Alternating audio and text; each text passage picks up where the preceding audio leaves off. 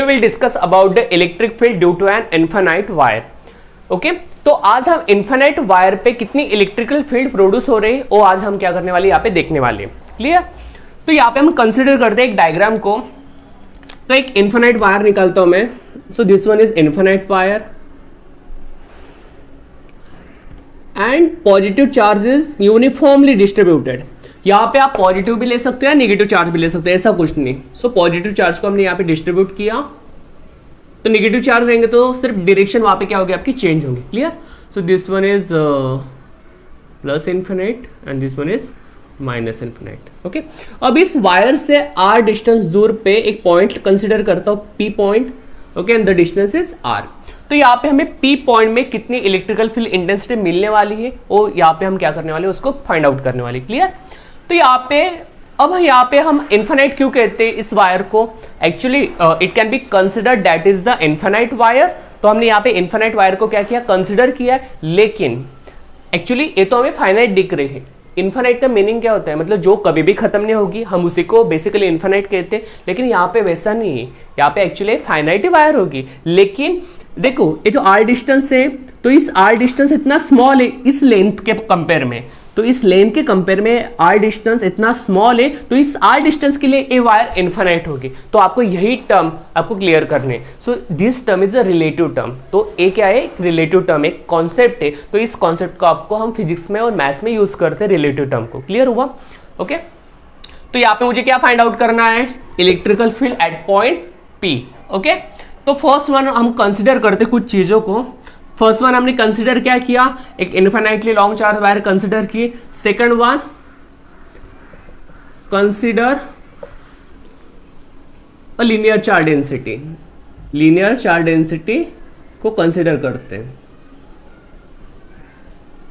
So this formula is linear charge density is lambda is equal to charge per unit length.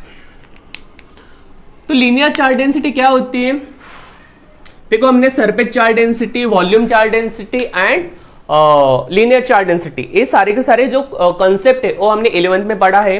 Okay, जब surface की बात आएगी तब हम it can be use the surface charge density and the formula is sigma is equal to charge per unit area.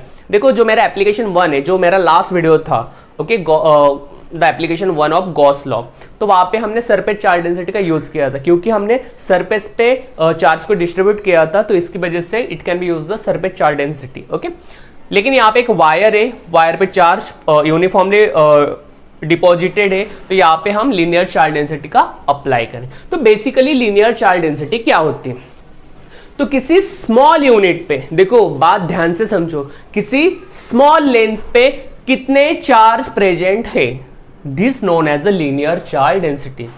किसी small length पे या small unit पे how many charges present is known as a linear charge density. तो हमने इसको क्या किया, यहाँ पे कंसिडर किया. क्लियर? ओके, अब हम क्या करते हैं, यहाँ पे इमेजिनरी सरफेस को बनाते हैं, क्योंकि गॉसियन सरफेस क्या होता है, एक क्लोज सरफेस होता है. तो यहाँ पे हमें एक क्लोज सरफेस बनाने की जरूरत है, नेसेसरी है. तो यहाँ पे हम एक क्लोज सरफेस बनाते हैं. ओके, जब लीनियर चार्ज आती है तो जो क्लोज सरफेस है, जो गॉसियन सरफेस होता है, वो सिमेट्रिकली क्या होता है, सिलेंड्रिकल होता है. ओके, और जब स्फेरिकल होता है तब गॉसियन सरफेस आपका स्फेरिकल शेप का होता है. और यहाँ पे लेकिन चार्ज कैसे है, चार्ज आपकी लीनियर में, एक लाइन में, एक वायर में चार्ज है. तो यहाँ पे जो गॉसियन सरफेस बनेगा वो बनेगा आपका सिलेंड्रिकल. तो यहाँ पे मैं एक सिलेंड्रिकल सरफेस बना लेता हूं. तो इस तरह से मैं इसको कट करता हूं, यहां से मैं उसको कट कर रहा हूं और एक सिलेंड्रिकल सरफेस बनाता हूं. ओके, ठीक है. अब देखो मैं क्या करता हूं यहाँ पे. सो this known is a Gaussian surface. Gaussian surface को ही हम सिलेंड्रिकल सरफेस भी कहते हैं. क्लियर? और गॉसियन सरफेस में हर कौन से भी पॉइंट में electrical field intensity is same. Clear? Okay, तो यहाँ पे देखो पॉजिटिव चार्ज है, इसलिए जो इलेक्ट्रिकल फील्ड की जो डायरेक्शन होगी वो कैसे होगी, आउटवर्ड होगी. और यहाँ पे सपोज नेगेटिव चार्ज होते तो इलेक्ट्रिकल फील्ड की डायरेक्शन कैसे होती, इनवर्ड रहती. क्लियर? तो यहाँ पे मैं क्या करता हूँ, यहाँ पे कंसिडर करता हूँ इस सरफेस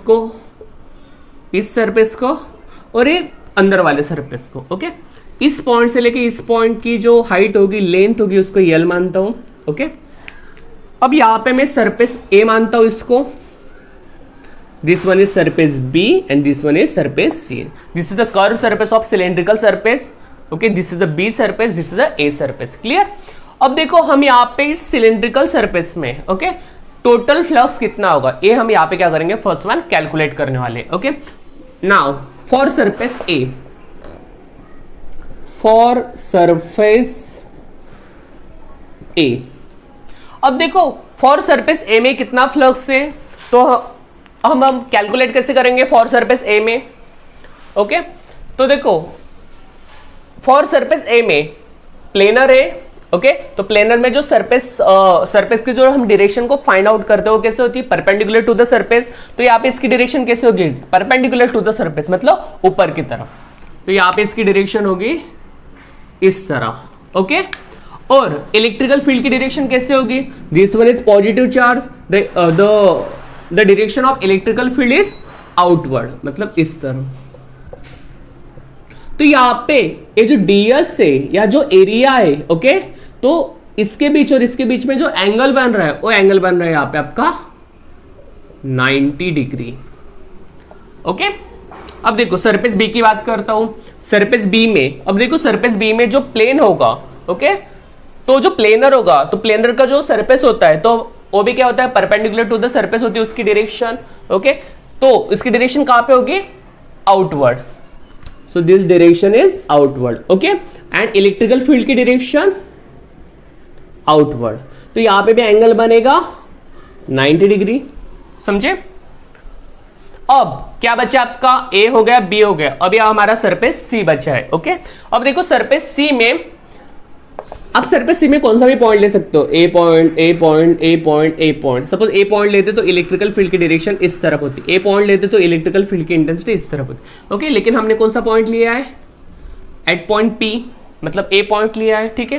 तो यहाँ पे जो सरफेस होगा आपका, this surface, this small surface is DS मानता हूँ, चलो इसको, ठीक है।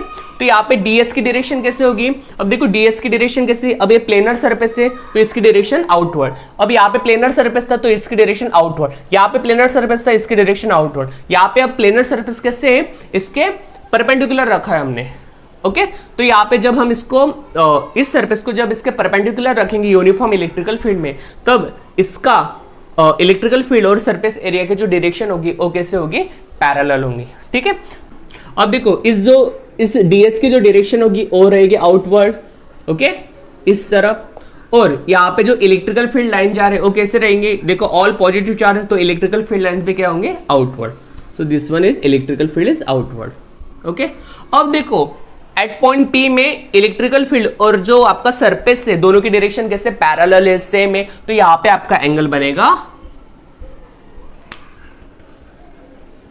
0 डिग्री बनेगा, ओके।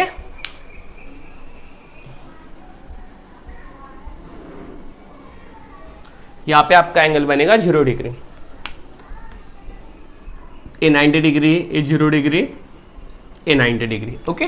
तो यहाँ पे मुझे एट सरफेस ए में 90 डिग्री मिला, एट सरफेस सी में 0 डिग्री मिला, एंड सरफेस बी में मुझे मिला 90 डिग्री मिला। अब मैं क्या करता हूं, टोटल फ्लक्स निकाल लेता हूं, क्लियर। सो फॉर सरफेस ए, तो मैं अभी सरफेस ए की बात करता हूं। अब देखो फॉर सरफेस ए में फ्लक्स का फॉर्मूला क्या है, क्योंकि मुझे यहाँ पे टोटल फ्लक्स निकालना है, तो फॉर सरफेस ए में फ्लक्स कितना है, the formula of flux is, flux का फॉर्मूला है integration E dot DS, okay, vector E and vector DS. अब दोनों के बीच में क्या आया है, डॉट आया है, हमने फ्लक्स को पढ़ा है इलेक्ट्रिक फ्लक्स में, जब दोनों के बीच में डॉट आता है तो फॉर्मूला क्या बनता है, ई DS cos theta.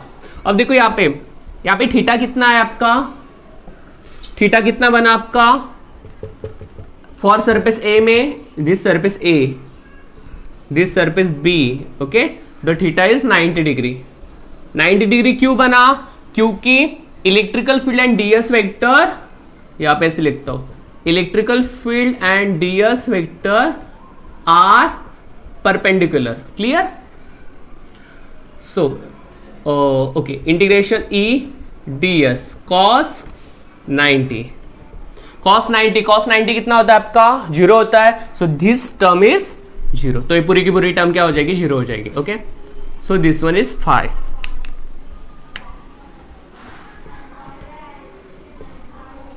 Okay, so at surface A में मुझे फ्लक्स मिला 0 मिला. ओके, अब मैं बी की बात कर रहा हूं. देखो यहाँ पे आप ए और बी में दोनों में कंपेयर करोगे ना, तो देखो बी में भी डीएस आपका परपेंडिकुलर टू द सरफेस और इलेक्ट्रिकल फील्ड ऐसे जा रही, तो दोनों के बीच में भी एंगल आपका 90 डिग्री बन रहा है. तो यहाँ पे आप कॉमन सेंस यूज करके डायरेक्टली आप फ्लक्स की वैल्यू लिख सकते हो एट सरफेस बी में, क्योंकि देखो दोनों के बीच में 90 डिग्री, तो same phi is equal to integration E D S cos theta, फिर थीटा की जगह आप क्या डालोगे 90 डालोगे एंड कॉस 90 क्या होगा 0. ओके, क्योंकि दोनों सिमिलर है ना, तो यहाँ पे मैं डायरेक्टली लिख सकता हूं ना कि for surface B electrical field and DS vector are perpendicular. Okay, so phi, तो फ्लक्स भी क्या होगा यहाँ पे क्या होगा 0 ही होगा. तो यहाँ पे फ्लक्स क्या होगा आपका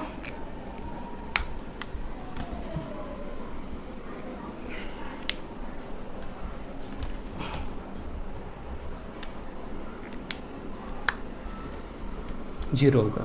ओके,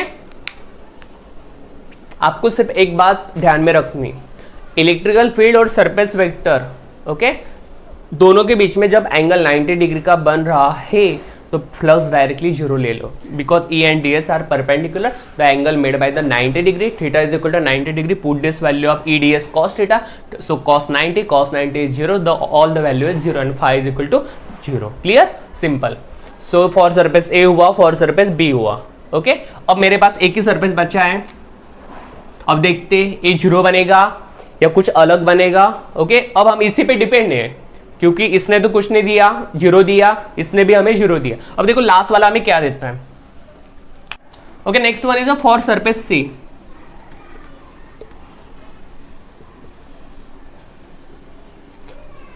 चलो अब देखो सी सरफेस में जो कर्व सरफेस है उसमें हमें इलेक्ट्रिकल फ्लक्स कितना मिल रहा है. So same formula, phi is equal to integration E D S cos theta. Okay, अब देखो यहाँ पे थीटा कितना है 0 degree, theta is equal to 0 degree. Okay, तो phi is equal to integration E D S cos 0, cos 0 कितना था 1, तो फाई कितना हुआ integration E D S. Okay, तो मुझे एट सरफेस सी में मुझे फ्लक्स कितना मिला electrical flux integration E D S. Okay, और यहाँ पे और एक लाइन लिख सकता हूँ यहाँ पे, ठीक है, उसकी कुछ जरूरत नहीं क्योंकि आपको यहाँ पे तो मालूम है इलेक्ट्रिकल फील्ड और डीएस क्या यहाँ पे पैरेलल है.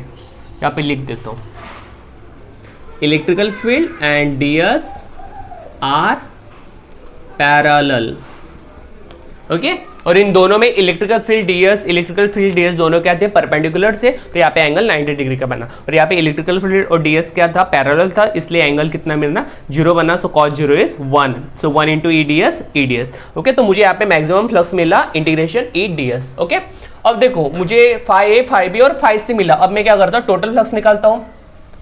Total flux, so phi is equal to phi A plus phi B plus phi C. Clear, so put this value of phi A, this one 0 and phi C is integration E D S. Okay, चलो यहां तक तो आपको कहानी clear हुई. Phi ए 0 कैसे मिला, phi B 0 कैसे मिला और फाई सी मुझे मैक्सिमम कैसे मिला. क्लियर, तो मुझे मतलब टोटल फ्लक्स है, टोटल फ्लक्स कितना मिला मुझे integration E D S. Okay, चलो अब देखो E electrical field is a constant at all points in a Gaussian surface है, तो आपको मालूम है तो इलेक्ट्रिकल फील्ड कांस्टेंट टर्म है, तो कांस्टेंट टर्म को बाहर निकालता हूं तो इंटीग्रेशन में क्या बचा ds and this one is phi. Clear, अब देखो phi in Gauss law, Gauss okay, so phi is equal to q upon epsilon naught. Okay, so this is a Gauss theorem और इसकी जो लिंक है वो मैं आपको डिस्क्रिप्शन बॉक्स में भेज दूंगा, जो मेरा फर्स्ट वीडियो था इलेक्ट्रोस्टैटिक्स में. Clear, so phi is equal to q upon epsilon naught, it's a total flux and integration ds होता है आपका yes. Okay, ds means the small surface and integration ds means what the total surface. Clear. अब देखो मैं इसकी value यहाँ पे put up करता हूँ. So the value of phi q upon epsilon not is equal to e and integration ds means what the S. Okay. अब देखो ये जो यस है, जो सरफेस एरिया है, okay, the curve cylindrical surface has a surface area. The curve cylindrical surface has a surface area कितना होता है? वो रहता है आपका 2 पाई आर एल.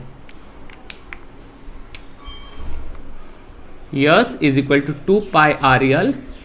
यहां पे लिखता हूं नहीं तो okay.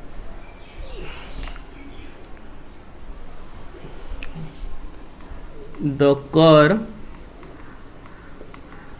cylindrical surface has a surface area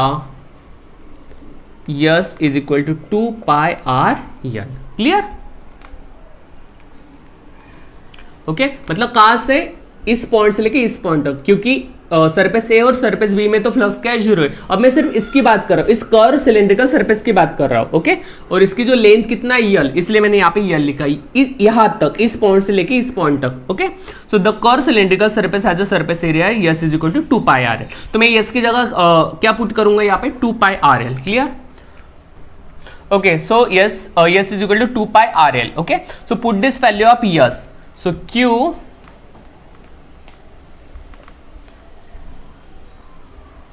epsilon not is equal to E 2 pi R L. Okay. मुझे क्या निकालना है? इलेक्ट्रिकल फील्ड निकालनी है. तो ई को सब्जेक्ट बनाओ, 2 पाई आर एल कहाँ पे आएगा? आपका डिवाइड में आ जाएगा. Okay. So Q 2 pi R L epsilon not is equal to E. Okay. ये ऊपर का मैं रब कर रहा हूं क्योंकि और जगह लगेगी हमें.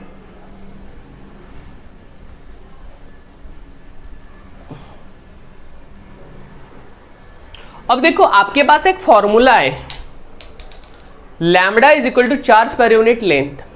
तो इस फॉर्मूला को अप्लाई करके मैं क्यू की वैल्यू निकाल सकता हूं. देखो कैसे? देखो लैम्बडा कितना दिया आपको? आपको लैम्बडा दिया है क्यू अपॉन यल. क्योंकि हमने इसको क्या किया? कंसिडर किया किसी स्मॉल लेंथ पे कितने चार्ज प्रेजेंट है. So this known as a linear charge density. तो मुझे क्या करना है? इस लेंथ पे, इस टोटल लेंथ पे कितने चार्ज प्रेजेंट है? How many charge it can be present. So यहां से मैं क्यू को निकाल सकता हूं ना. तो मैं यल को क्या करता हूं? इस साइड भेजता हूं. ओके. तो इसी फॉर्मूले को यूज करके मैं क्या कर सकता हूं? क्यू की वैल्यू निकाल सकता हूं. तो यल कहां पे जाएगा? आपका इनटू में जाएगा. So Q is equal to lambda L. Okay. तो मुझे Q की वैल्यू मिल गई. अब मैं क्या करता हूं? Q की वैल्यू को सब्स्टिट्यूट करता हूं इस पॉइंट में. ओके. इस Q में मैं क्या करता हूं? Q की वैल्यू को सब्स्टिट्यूट करता हूं. ओके. तो मुझे आंसर क्या मिलेगा? E is equal to Q क्या है मेरा? Lambda into L upon 2 pi R L epsilon naught. Okay. अब देखो यहां पे कैंसिल क्या होगा? कैंसिल टर्म को कैंसिल करो, बाकी टर्म को मत कैंसिल करो. ठीक है. तो यल एल कैंसिल. क्या बचा मेरा? E is equal to lambda 2 pi R epsilon naught. तो मेरी इलेक्ट्रिकल फील्ड इंटेंसिटी कितनी होगी एट पॉइंट P में? ओके. तो मेरा ये फाइनल आंसर हुआ कि एट पॉइंट P में मुझे इलेक्ट्रिकल फील्ड मिलेगी lambda upon 2 pi R epsilon naught. This is the final answer. Okay. तो ये आपको अच्छे से नोट कर लेना है. देखो हमने कहां से स्टार्ट किया था? फर्स्ट वन डायग्राम को आपको अच्छे से समझना है क्योंकि डायग्राम ही यहाँ पे इंपॉर्टेंट है. यहां से स्टार्ट करोगे, फिर A और बाद में A और बाद में A, और ये हमारा फाइनल आंसर होगा. क्लियर? ओके. चलो नोट कर लो.